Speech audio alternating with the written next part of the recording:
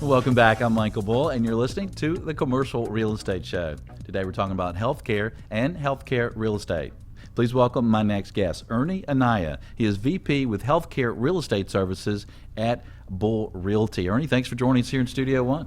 Thank you for having me, Michael. We appreciate it. And Ernie, you've got a big background of helping healthcare providers with their business and with their consulting and with their real estate. My first question for you, what are some of the top considerations a healthcare provider should consider when they're picking the right location for the practice? Well, Michael, the first consideration is really figuring out what is your healthcare real estate strategy, because that drives everything. What are you trying to accomplish? Are you trying to capture groups outside in the retail areas and getting closer to the population, or would you want to be close to a campus type environment? Once you make those decisions, and we can help you with that, then you would have a demographic report done where you can actually look at the age groups, the education levels. You also want to be in an affluent area so that your practice is going to thrive.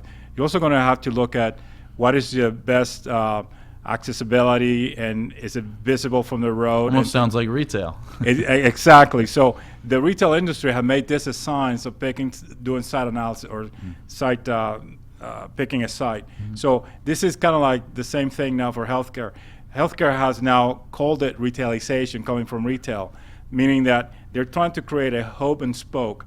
So if your hospital is centered in an urban area that is not giving you the growth, they're trying to put out physician offices and clinics out into the periphery to feed the hospital back. Okay. And what if I have a specific specialty?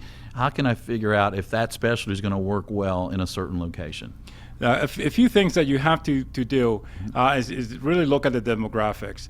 We can do demographic studies where we have to do a ring 1, 3 and 5 mile radius, and looking at the age of the population and the demographics. But for instance, let's say that you're trying to create an endoscopy lab. You don't want to target a population that is very young with a lot of children. You want to target a population 50 plus. In addition to that, you want to look at competition, and our demographics analysis could show you that. For instance, you want to target 5,000 population ratio to physician on that specialty, because that will guarantee you better income. Yeah, well, that makes a lot of sense. And one thing I think that's on the mind of a lot of healthcare providers today is cost, right? And kind of keep costs down and reimbursements up. So related to their office space, what are some considerations there of how they might save cost when they're picking the right office location?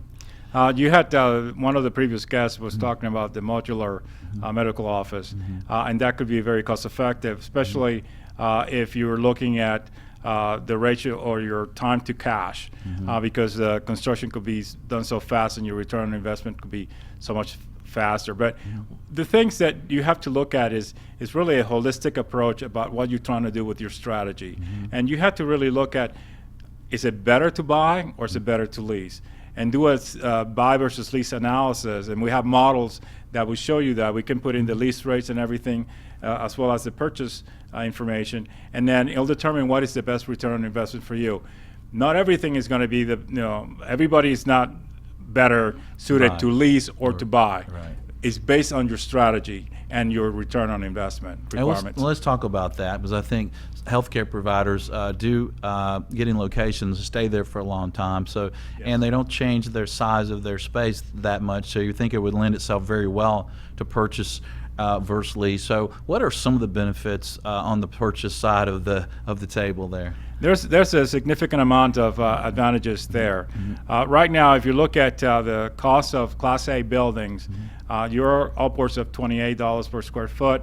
You're paying $7 to $10 for common area maintenance, $70 per square foot just for tenant improvements, and it could go up to $300. So, and then in addition to that, you're looking at a triple net, which is a standard.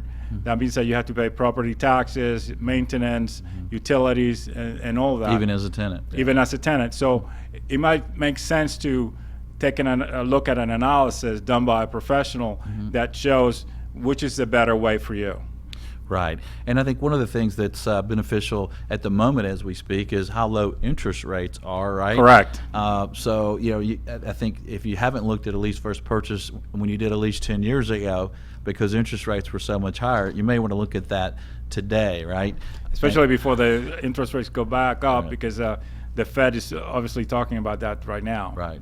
And then also the lenders love healthcare practices, right? So if you're looking at lease versus purchase, one of the things that I think most people would think about is, well, you got that out-of-pocket down payment with a purchase that you might not have with a lease. But some lenders will do 100% financing, right? That's correct. One of the biggest impediments for a physician owning the practice is knowing the process of how to buy it and be cost effective. Because most physicians are capital poor but cash flow rich, because they can make monthly payments, but because they're making such sizable investments into equipment and things like that, they're capital poor. So some of the financing available right now, for instance, an SBA loan can give you upwards to 95% leverage. But let's say that you only can get 70% loan. There's companies out there that would actually use your stocks and let you borrow against it with a minimum 3% and no closing costs. That means that now you can have the ability to have 100% leverage, and you're becoming your own bank. But the big advantage to that is the fact that this is about a return on investment, which is better than stocks and from a return perspective as well. What if you're trying to create value in your practice to maybe sell one day? How should your office location be considered in that mission?